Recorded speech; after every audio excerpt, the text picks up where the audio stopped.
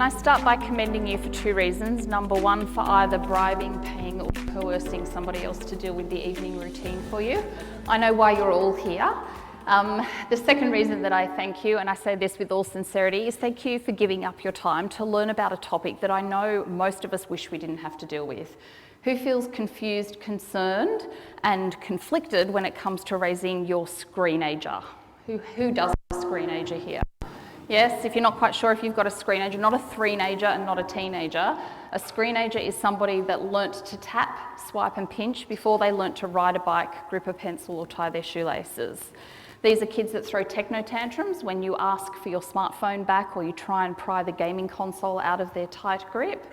These are kids that have never known the agony of waiting for their roll of Kodak film to be developed. Do you remember the delayed gratification skills as you waited nervously at the chemist's about 5 days after you dropped it off, only to be bitterly disappointed? Do you remember when somebody overexposed your film? Kids today are growing up in a very different world to what we did, and our natural tendency as parents is to fret and to worry. And my goal tonight is not to should on you. I think as parents we get should on all the time, being told what we should be doing. I'm not going to do that. What I'm going to do instead is to arm you with evidence-based information so you can make educated decisions about the best way to navigate this digital world with your son. And I want to be clear from the outset, I'm not going to suggest that you digitally amputate your son. I'm not going to suggest that you ban the iPad, remove the console and unplug the TV. Not only will it make you an incredibly unpopular parent, it's not what your son needs. Technology is going to be an integral part of your son's life, whether you love it or loathe it. So what we need to do is to teach him how to use it in healthy and helpful ways and do what we can do within our locus of control to ensure that he uses it in safe ways as well. So I'm not perfect at this. I would hate for you to be under the illusion that I'm a perfect digital parent, and I've brought along a screenshot of an accident that happened with me last year. This is what happens when you leave your unlocked mobile phone when you go to the bathroom and your 4-year-old son finds it.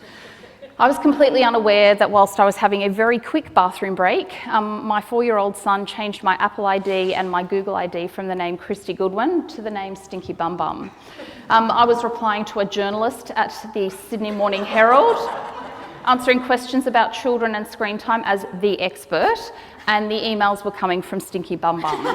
The journalist was too polite to say anything, so one day, a few days later, I was sitting in the Channel 9 studio about to do a segment on kids and managing screens with them, and the producer said, I just need to airdrop something to you, Kristy, but I can't find your name in the list of users. And I said, well, it's Kristy Goodwin. And they said, just check. And I pulled my phone out, and to my shock, I had been changed to Stinky Bum Bum.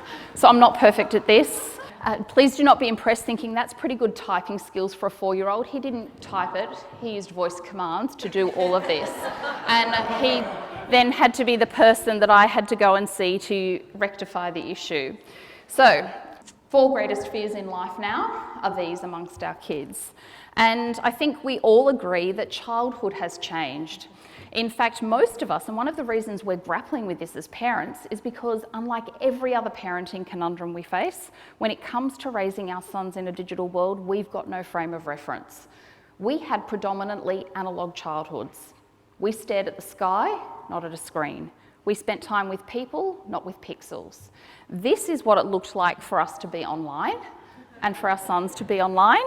Yet this is what it looks like for our sons to be online. And so our natural tendency is to worry. We published data in October last year that told us that in Australia, by the time the average 8-year-old child celebrates their birthday, they will have spent the equivalent of 1 full year of their life with digital technologies. Technology is permeating every facet of their lives. So much so that we've got young boys who are drugging their parents' milkshakes just so they can get Wi-Fi access. We've got parents of boys, funny that they're always boys, who had to go and hire a virtual hitman because their son would not stop playing online games. So they hired a virtual hitman on Craigslist and he had to go in and kill their son's avatar. One of the reasons that we're struggling as parents to navigate this digital world is that the technology is changing and growing exponentially. Just when you've got a handle on what TikTok is, I hate to tell you, along is going to come something else to supersede it. And so in the technology world, we call this the penetration rate. And the penetration rate describes how many years it takes the technology to penetrate to 50 million worldwide users. So does anyone remember when the internet used to make this sound? That took about 13 years until 50 million people adopted that globally. Facebook took 4 years, YouTube took 2 years, Angry Birds took 35 days. How long do you think it took Pokemon Go to reach penetration rate? 1 to 2 days, they're saying maximum. And so this is why our job as parents is so difficult. I was in a Year 3 classroom a couple of years ago and a boy called Ben came in Monday morning and he was wielding one of these, a floppy disk. And he was telling his Year 3 classmates on the weekend, I had to go to my dad's office and tidy it up. It was so boring. Can you imagine your son saying that? Until I found this. And there were oohs and ahs. And Ben in Year 3 proceeded to tell his peers that this was a 3D replica. He was convinced his dad had used a 3D printer and had printed out the save button off a Word document. Mrs. White's literacy lesson went out the window as she tried desperately to teach these Year 3 students that this strange-looking contraption was actually a device to save work too. And so we are faced with a myriad of issues as parents navigating the digital world because the technology is growing exponentially. Who's dealing with the F word? Or maybe you've been beyond it. It's probably the game that makes you say the F word in your head. We're dealing with a range of issues. Who's endured a techno tantrum with their son before? This is when your otherwise well-adjusted son emotionally combusts when you take away the gaming console.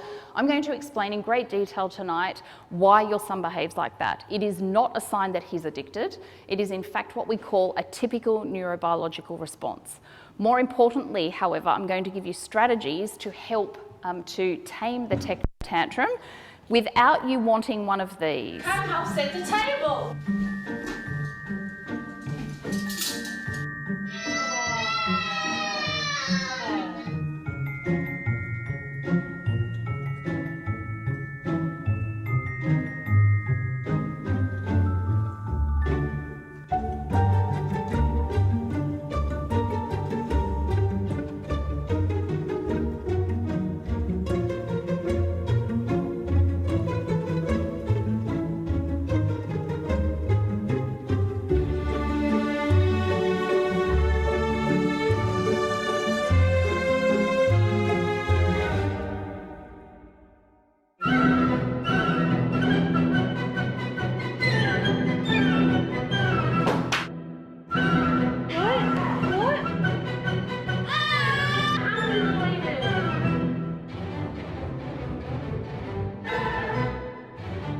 And I put you out of your misery because you could have stayed at home to watch your own children's techno tantrum. So I'm going to reassure you that they're normal and I'm going to give you strategies that will prevent them.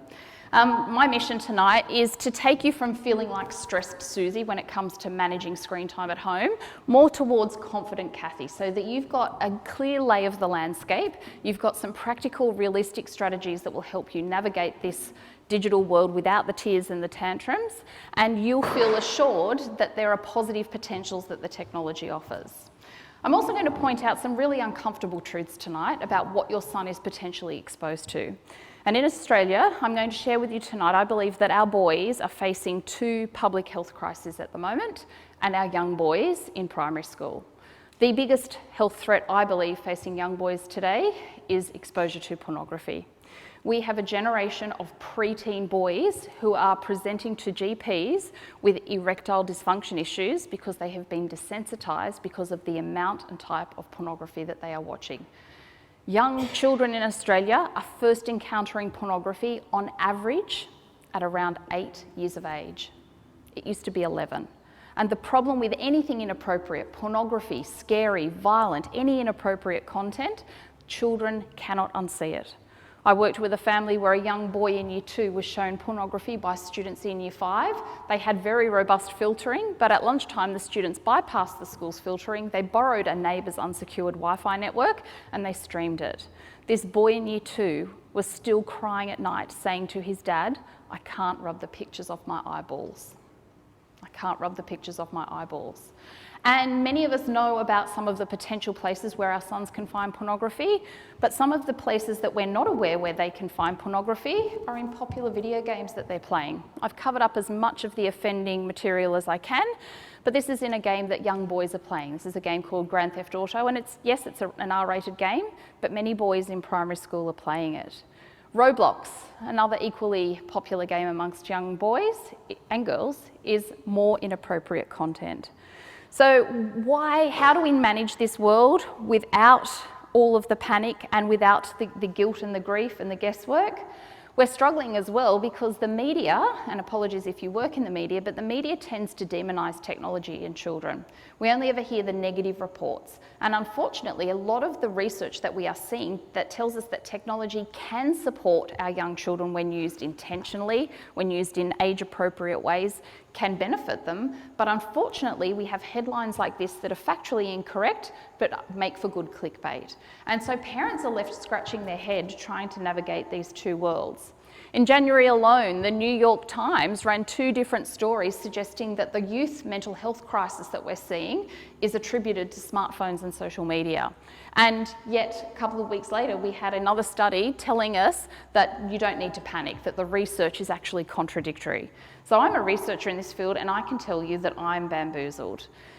I'm going to share with you tonight why I believe that technology might be contributing. The research at the moment does not prove causation. We do not have research that proves that smartphones and social media are the root cause of mental health issues in young people. What we have, I believe, is an opportunity cost. Technology, and we'll talk tonight about your son's basic needs, technology is displacing some of your son's vital developmental priorities. And that is why we're seeing this mental health crisis. So I'm going to suggest 2 or 3 of the main reasons as we go later on. So my message tonight as parents is that you need to be the pilot of the digital plane, not the passenger. You need to be sitting in the pilot seat, and I'm going to explain you only need to get 3 B's right. As the pilot of the digital plane, you have to establish with your son, not impose on him boundaries. You have to make sure that his screen time doesn't impact his basic needs, and I'll explain he only has 7 basic needs. And the third, and I believe the most critical skill, is boredom. I'm working with a lot of corporate clients at the moment talking about digital well-being and distraction, and one of the essential skills for peak performance for all of us is unplugged, digitally disconnected time. We have ancient Paleolithic brains operating in a high-tech digital world, and our brains haven't evolved to cope with the constant demands that the digital world poses them.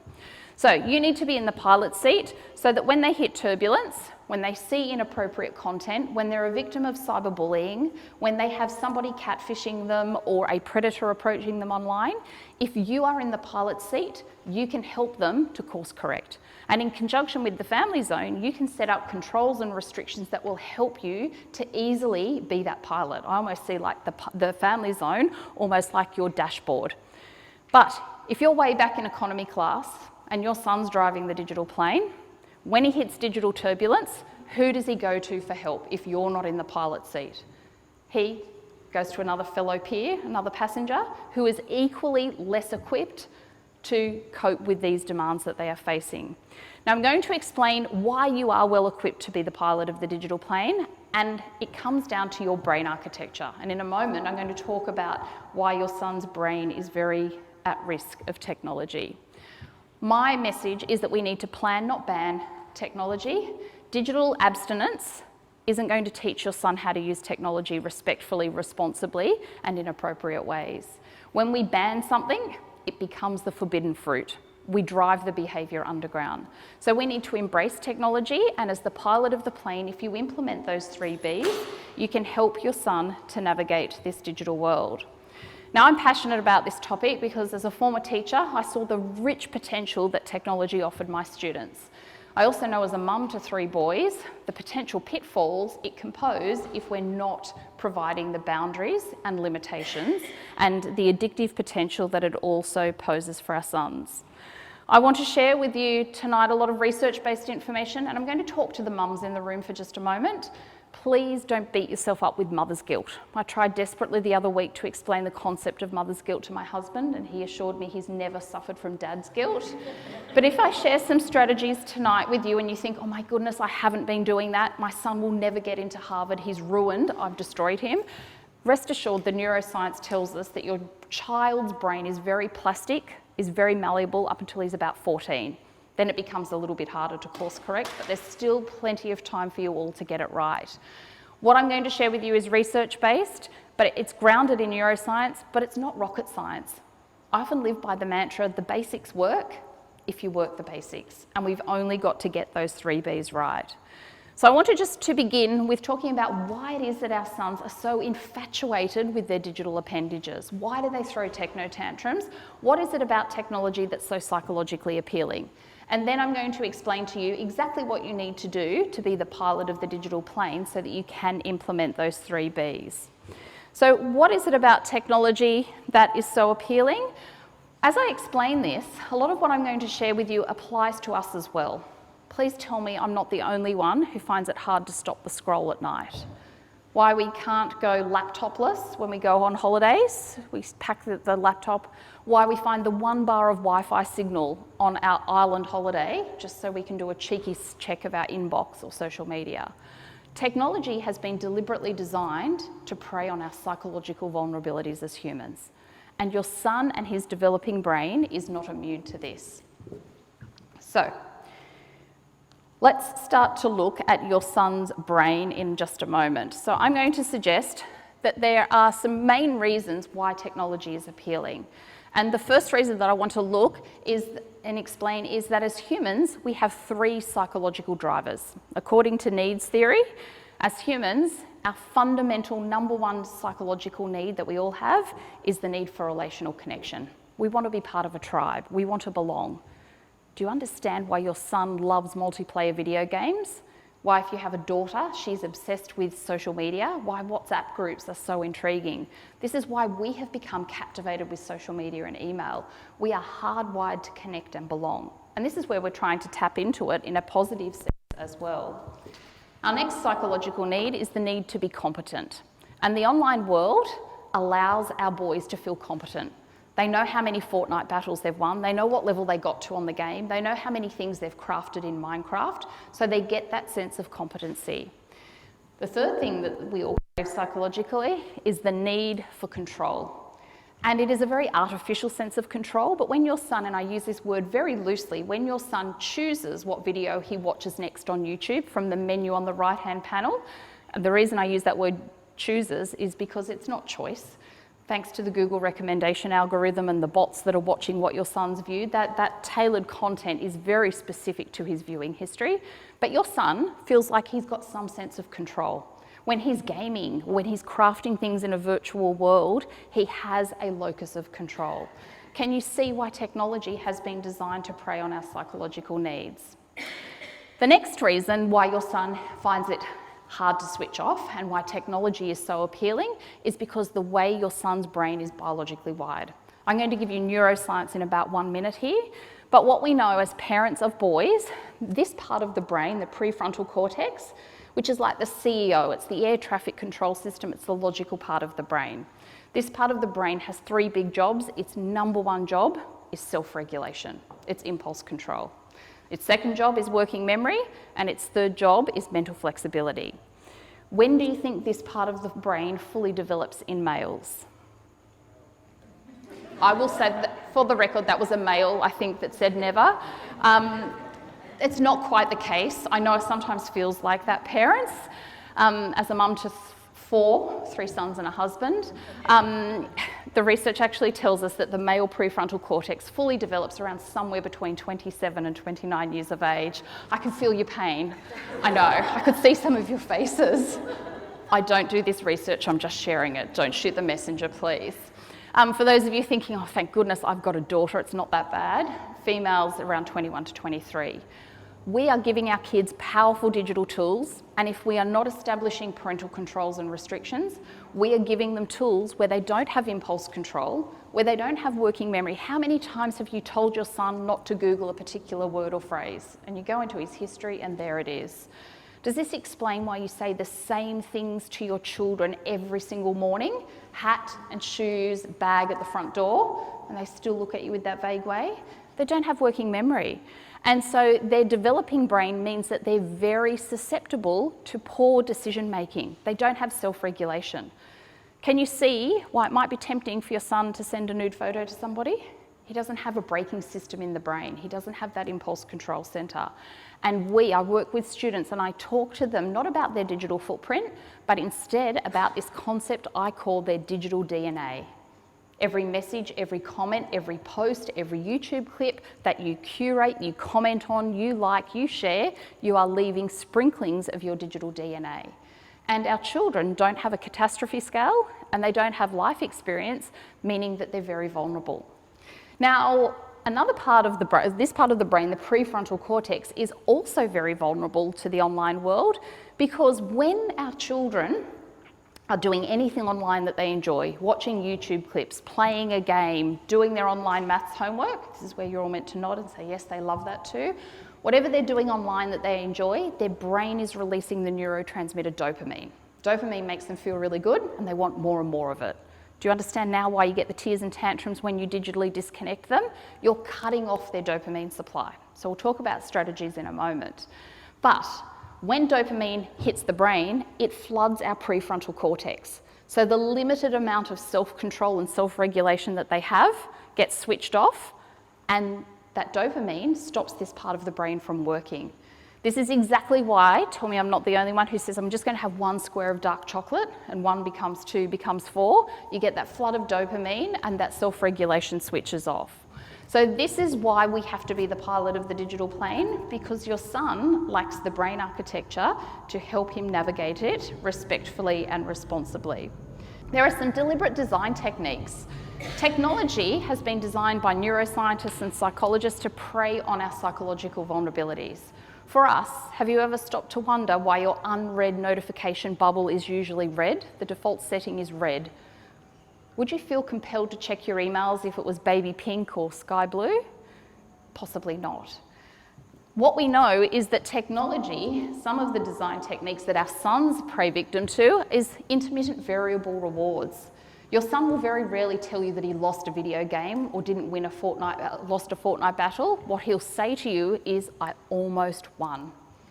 If your son had a predictable ratio where he knew he was going to have certain victories, or he knew if he's using TikTok that he was going to watch something that was engaging and funny, if it was a predictable ratio, he wouldn't be checking it all the time. And that's the exact same reason why we go in and check our emails, because there's that hope that there's going to be something good in there, news of a promotion, an extra day off. So the other thing, and the big thing for our boys, this is why multiplayer video games, why YouTube, why TikTok and social media are so hard for them to monitor themselves and manage, is because in the online world, we enter something that we call the state of insufficiency. There's never a point of being done or complete. Who here ever gets to inbox 0? Is it a temporary or permanent condition? It's fleeting. You go to the bathroom, get a glass of water, and that awful red icon is back there looking at you. For our sons, this is why they can't turn off, because there's just another level I can get to. There's just another Fortnite battle that I need to have. I need to send one more message in the WhatsApp group. There are no stopping cues. The online world is what we call a bottomless bowl. And your son needs you to give him the boundaries so that he can have the cut-off times that he needs. If your son uses technology, sometimes they're using it because they want to meet some of their other psychological needs. They're looking at it and using it as a form of escapism. They're looking for a challenge. Maybe it's a diversion technique. We also know that we call it comorbidity.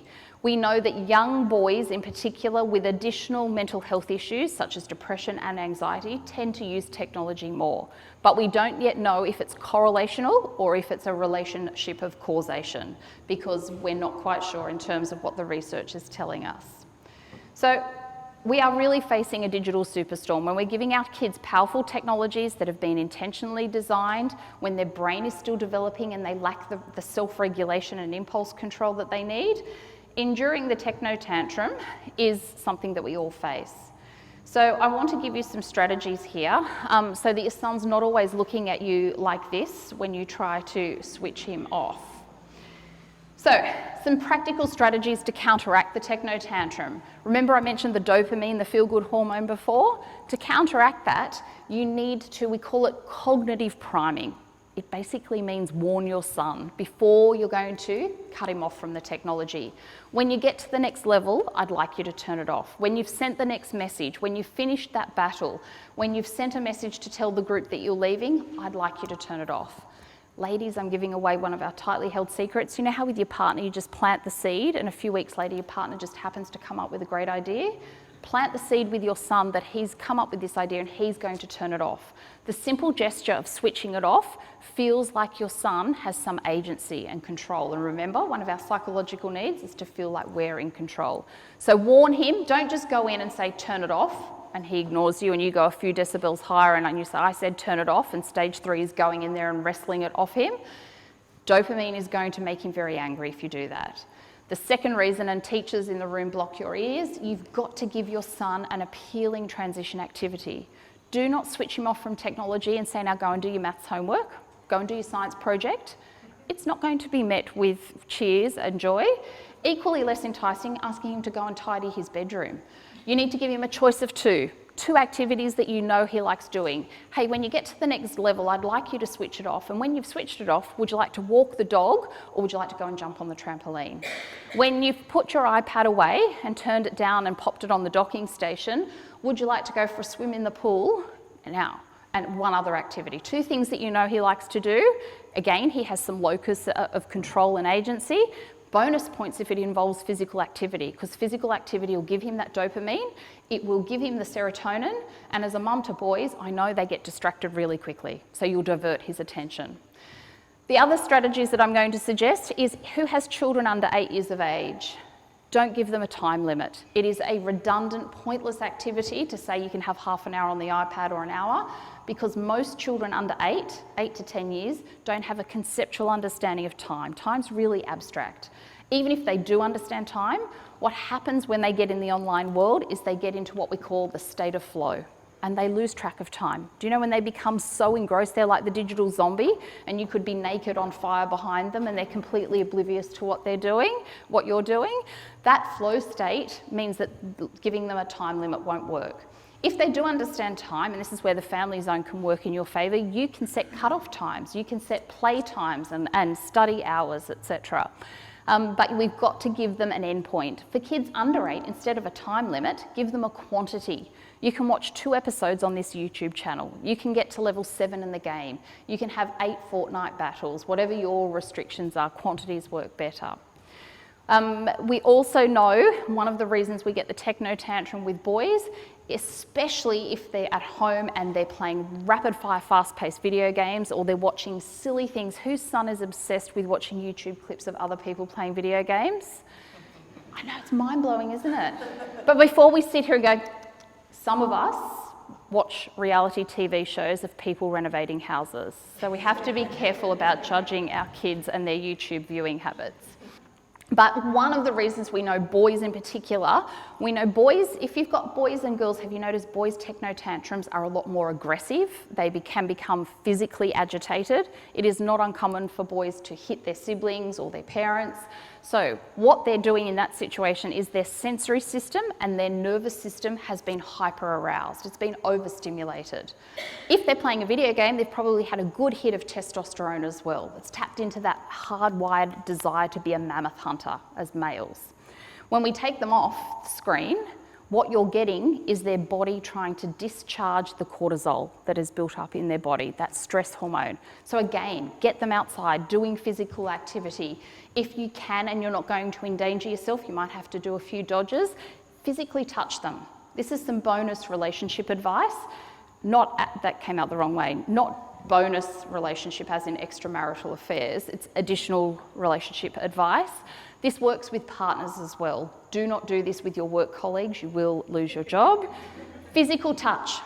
If you can get in there when they're angry and upset, even if it's just putting your hand on your child or your partner's forearm, releases oxytocin. Oxytocin is the love hormone. Try it. I get so many emails about this. So the screen time stuff was helpful, but physically putting my hand on my partner when we're having a disagreement stopped it. Physical touch releases oxytocin. If you can get in close with your son and still cuddle him and he'll let you and he'll shake it off and say, don't do that. But physical touch helps them calm down. If you can get them to chew on ice, don't do this with toddlers, and I am talking about frozen water, not the illicit drug. I have to clarify that now. Get in there. One really good one is rough and tumble play. I know parents of dads love this, and dads often write to me and say, can you give me that line again? Research has proven rough and tumble play develops the prefrontal cortex, because when I'm straddled on top of my sister and I notice that her lips are turning blue, I have to use my impulse control. I have to use my working memory and say, Dad did say something about not obstructing oxygen supply, and I need to find another manoeuvre to keep her pinned down so I can still be the winner. Anything you can to help them regulate, because if you don't, there's no audio on this, because a vital parenting skill is learning the art of lip reading. So you're going to have some lip reading practice. If you're not the pilot of the digital plane while they're still young, you're going to be faced with your 21-year-old son still living at home and throwing these sorts of techno tantrums.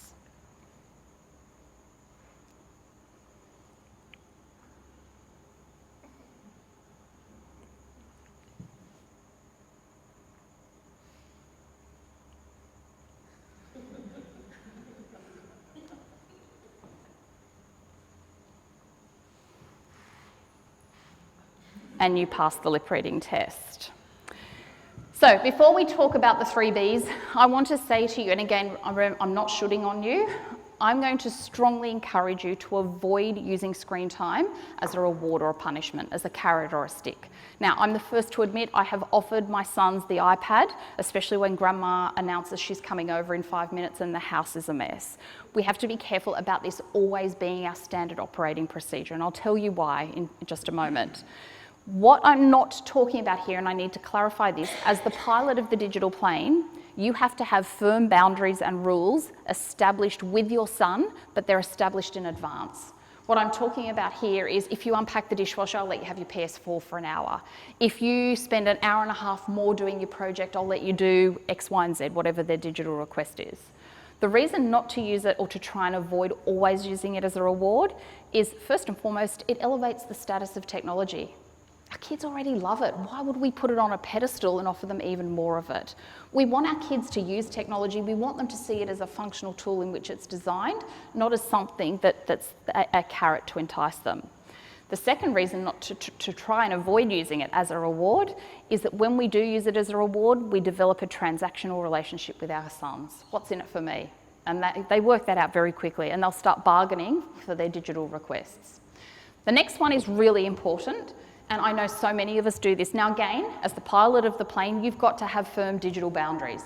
I had a mum come to a seminar and her son, she had clearly told him, he was 10 years of age, that he was not to download a specific app. He went against her best wishes. They didn't have the family zone installed, so she was unaware that he had done it until she noticed he was playing on the app that was prohibited.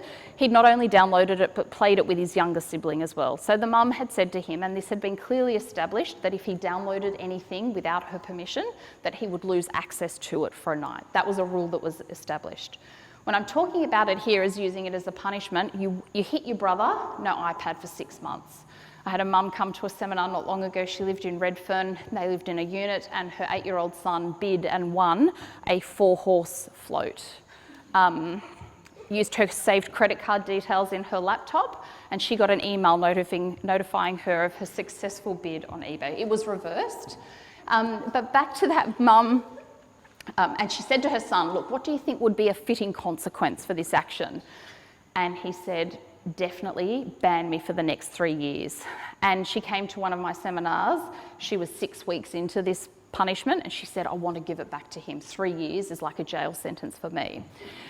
So get your kids buy-in. When you're coming up with the boundaries, ask your son what some of the rules and boundaries will be.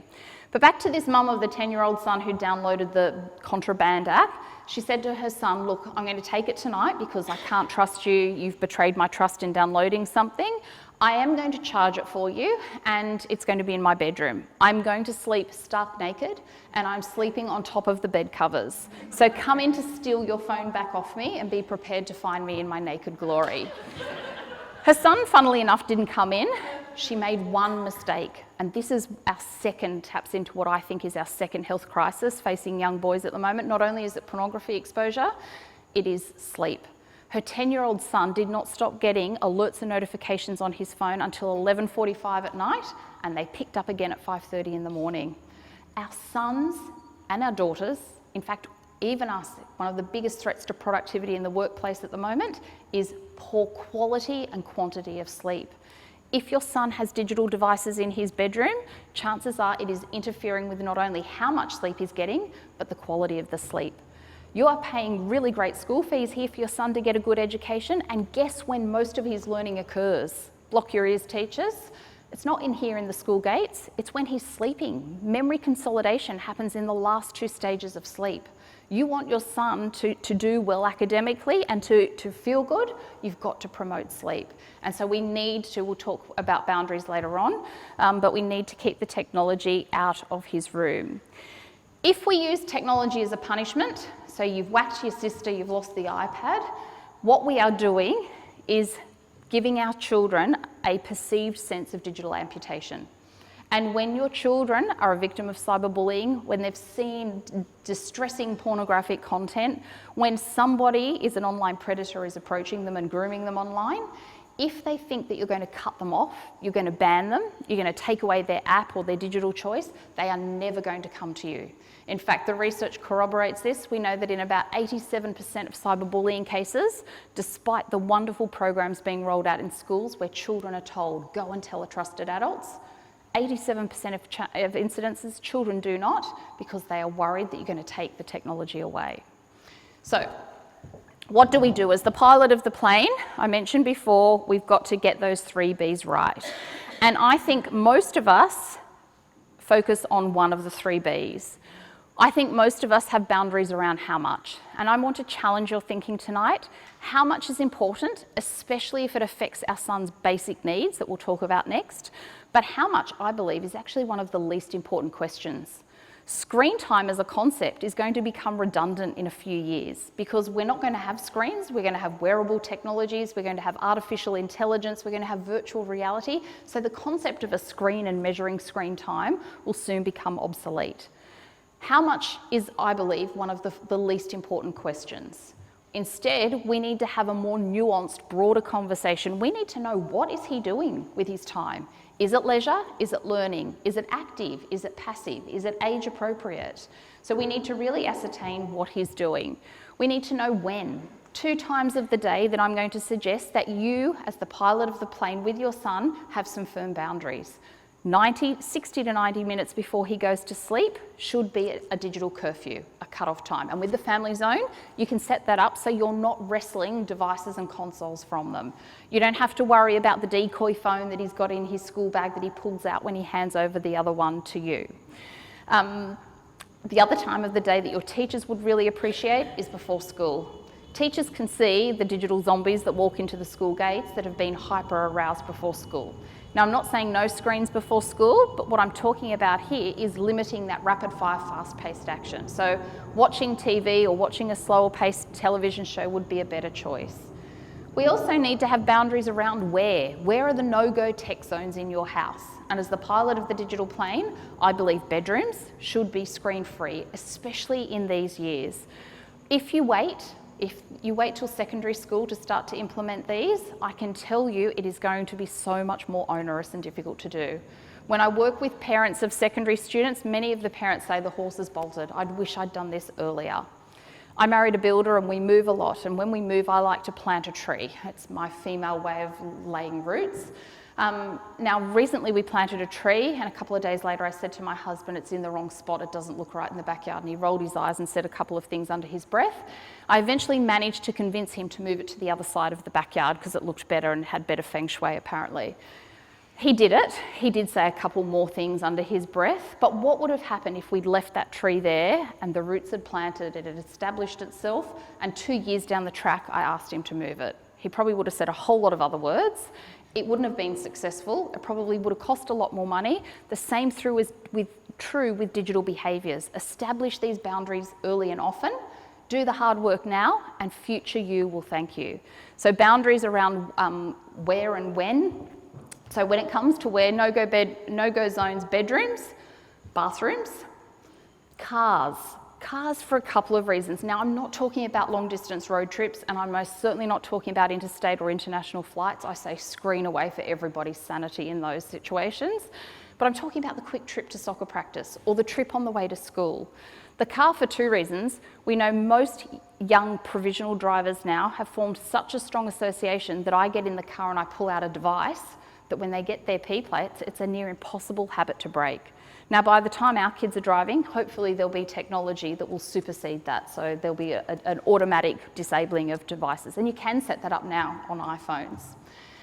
The other reason I say cars, again, some bonus relationship advice here for you, is that the research tells us that males, adults and young boys, much prefer side-by-side or back-of-the-head conversation than face-to-face conversation. Have you ever noticed your son tells you all the things he worries about when you lay next to him in bed at night? You get in the car or you go for a walk. And so do you remember Dickie Nee from Hey Hey It's Saturday? Your son loves back-of-the-head conversation. The car is one of the few times of the day when he's trapped in close proximity. You may only get a grunt or a yeah or a no, but this is a rich opportunity for conversation. The other place where I suggest that we minimise our children's screen use is the meal area. Now, again, it's an opportunity for conversation. I don't know if we need to go to these lengths. Here they are. Seriously? Hands out, please. There are some places where devices just don't belong. Device-free dinner, a common sense. When I talk about when, one of the times when I strongly encourage as well is to minimise your son's use of technology at night. Now, not only will it delay sleep and may interfere with the quality of his sleep, but we also know your poor teachers are dealing with most cyberbullying and most cyber safety issues that take place at night. We know overwhelmingly that in fact 92% of cyberbullying occurs at night. Now, part of that is because often children have access. The other part of it is how we know the brain works. At night, your son's prefrontal cortex is exhausted, it's depleted, it powers down. Another part of the brain called the limbic system, which is the emotional part of the brain, it fires up at night. Have you noticed you have more arguments with your son or your spouse or your partner at night than any other time of the day? Because what's happening is the logical prefrontal smart part of the brain, remember the CEO, has powered down, he's clocked off, and the emotional brain has switched on. So next time your partner is picking a fight with you, remember you touch them on the forearm and you say to them, my prefrontal cortex is off, my limbic system is firing, could we talk about this in the morning? And they'll leave the situation for you. Keeping the technology out of their bedrooms is so critical, not just for their sleep, but also critical for cyberbullying incidents. It is very unlikely that your son is going to be sitting next to you on the lounge or at the kitchen counter taking a nude and sending it to someone. Much more likely that he's doing it in his bedroom. So again, do what you can within your locus of control to minimise those risks. So we've established boundaries, and as I mentioned before, don't go in and say to your son, these are the boundaries. Have some buy-in, get him to come up with some good ideas. Have open and ongoing conversations. Pick the time. Do not go home tonight and say to your son, here are the new rules that we're going to follow. Do not go home and try and cuddle him, as I suggested before. Wait a few days because he'll look at you as if to say you've been to one of those weird parenting courses and now you're trying out all this weird stuff. But he's got no working memory, remember, and he's probably at home on his device unsupervised right now thinking it's the best night of his life. So don't worry, go home and give him a cuddle. So we've talked about the boundaries. The next thing we have to make sure is that we are not letting technology interfere with your son's 7 basic needs. I looked at the neuroscience and developmental science, and we know that children and teens, in fact adults, share these same needs. We only have 7 basic psychological and physical needs. And technology can either help or it can harm each of those. So I believe to calculate healthy screen time limits, we don't have to have a precise number. I'll go back to that one. What we do is I'm borrowing, who's seen Stephen Covey's marbles in a jar analogy? Stephen Covey was a productivity expert, and he said a glass jar represents your life. You have to put, he talked, I think, about your rocks or your marbles, your most important priorities in the jar first. Then, around the outside of that, the white space, you can fill up with your less important priorities. So if this was your life, you might put your work, your faith, your family, all the important things in and the less important things around the outside. This rule, I believe, is the best way. This is the simple calculation for healthy screen time limits. You've got to make sure that your son's 7 developmental priorities go in the jar first. Once they go in the jar first, now that bottom middle one, executive function skills, are these prefrontal cortex skills. So we can teach them explicitly, but many of these things are intermingled. They're not discrete little silos. We need to put those basic needs in the jar, and then we can fill up the space around the outside with screen time, and we don't have to have moral panic saying our children are destroyed, their well-being and their learning and their development is being hampered because of technology. What's happening in most Australian households, however, is we're taking out those basic needs, we're filling up the jar with screen time, screen time, screen time. All of a sudden, we have got a generation of young kids who are physically inactive, who aren't getting enough sleep, who don't have good quality relationships. And I'm going to suggest now that I mentioned at the very beginning, you may have forgotten because the research tells us most of us now have a condition called digital dementia. Who can remember more than 3 phone numbers without looking at your contact list? Can some of you? Are they from a long time ago? So if you've got digital dementia, I do, and I forgot to tell you this at the beginning, I've got a free handout that I will share with you after tonight. We'll email it to you just to add to your email overwhelm. But it's an email, an ebook with all of the key information from tonight. So if you're feeling like there's been lots, we will send that to you. And there'll be a link to this formula in there and some other tools. But I believe at the very beginning when I said we are seeing a mental health crisis in our young people, and the research is suggesting that it's smartphones and social media, the research that we have at this point shows correlation. We've got no research that confirms what we call causation. Is it that young people with mental health issues gravitate more towards technology because it's a form of escapism or it's satisfying their psychological needs? Or is it the other way around, that the technology use is causing the behaviours? We don't yet know. My Kristy hypothesis is that it's technology and it's aspects of technology that are displacing our kids and our teens' basic psychological and physical needs. And we touched on sleep before. I said that I believe that's a health crisis. That is one of the reasons I believe we are seeing this mental health crisis amongst young people. Many instances, we've got chronically sleep-deprived young children and young boys. So sleep is one of those basic needs we have to protect. The other basic need that I think is vital, and I think is in fact one of the reasons we're seeing the decline in mental health outcomes, is relationships. I'm not talking about online friends, I'm talking about real in-person relationships. Technology has enabled us to be connected, but disconnected, to be together, but alone at the same time.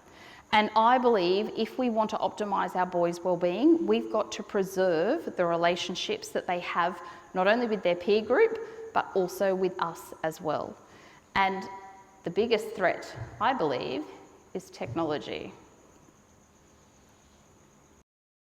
Now, this is not to induce what I call techno-shame or techno-guilt. I'm not suggesting you should never use your phone around your child. Absolutely you should. Your kids need to see us use technology. They need to see us use it in functional ways, but they also need to see us switch it off.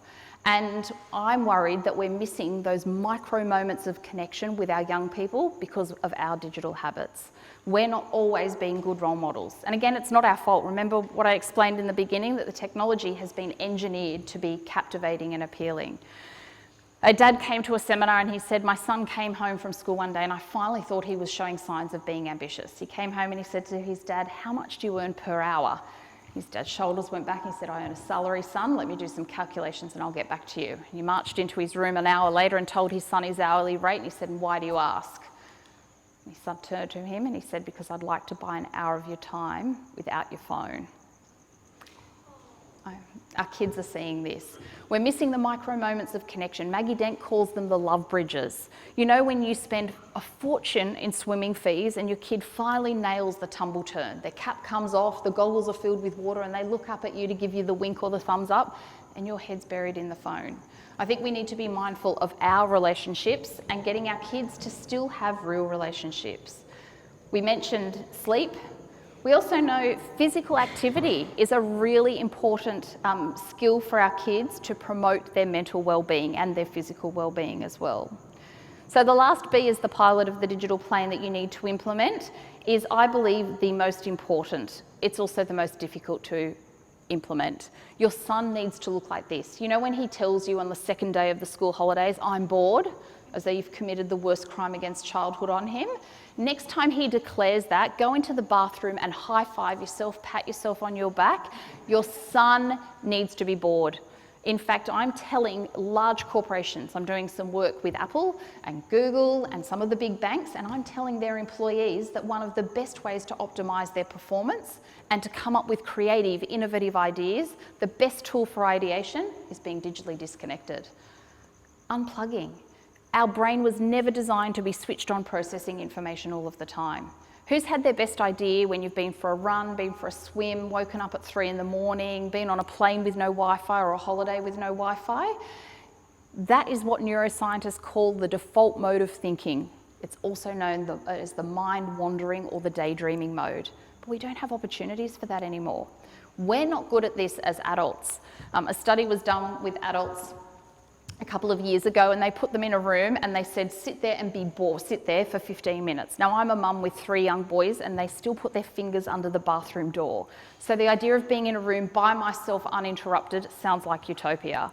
So these participants had to sit in a room for 10 minutes with nothing, except they had to prematurely end the study because the adults showed signs of psychological distress.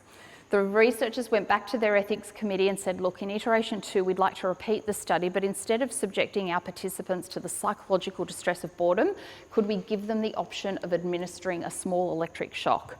I can't get ethics approval to do studies on kids and iPads, but adults giving themselves electric shocks is fine.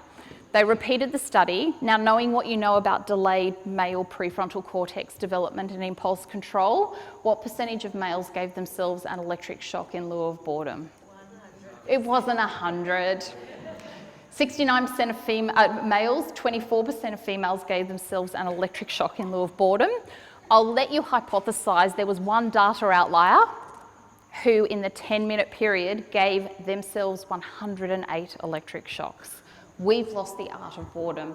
And I want you to finish by hearing your kids say this. You need to get outside more. Do some playing outside. Yeah, you can build things out. You could build a fort outside. What? Yeah, build a fort. Play with your friends and have Make a fort outside? Yeah. And do what? Have little. Do what in the fort? When I was a kid, we used to build tree houses and play with sticks. Nobody plays with sticks. You and Charlotte can have a lemonade stand. Play kick the can. Look for dead bodies. It's fun. That's fun to do. Get a tire and then just take a stick and run down a street with it. Nobody does that crap. It's 2012. You don't need technology. No technology. Charlotte, put that down. So I'm going to wrap it up there and say you are well equipped to be the pilot of the digital plane. You do have a fully developed prefrontal cortex most days, apart from Fridays at 5 p.m. You do have life experience, you've got hindsight, you can help your son to curate his digital DNA in the appropriate ways. Banning the technology is not the solution, but walking along side by side as he uses it, sometimes reminding him to take it out of his hands and put it down and shut the lid is also really important, but this will be an integral part of his lives. Can I finish where I started? And that is to say a heartfelt thanks for giving up your time. I know as parents this is a tricky time, but I think it speaks volumes about the dedication that you show to sharing and supporting your son.